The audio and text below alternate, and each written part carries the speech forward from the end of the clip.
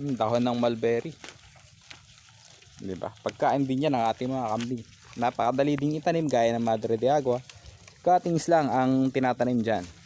Yan. Tapos yung prutas syempre sa atin. Tapos yung dahon sa kanila. Yan. Kung may alaga tayo silkworm, pwede itong pakain sa silkworm. Ang ating mga mulberry. Yan yung mga dahon. Wala tayo silkworm dito. Sa ibang bansa yun. Pero di ko alam kung meron dito sa Pilipinas na process nung kanilang mga strings, yung silk ang tinatawag. Ubus na nila oh.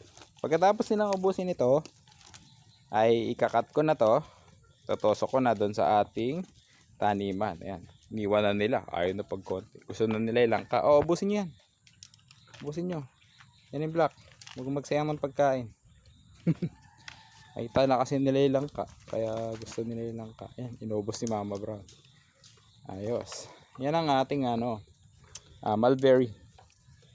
Sa haba niyan, makakailang cuttings ako dito.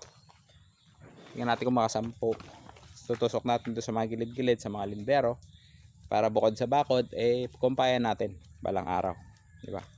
Ganyan na nagpaparami ng mulberry. May bunga po. Okay, so yun lang. Happy farming. Ingat kayo lahat at maulan ngayong panahon. Okay, happy farming.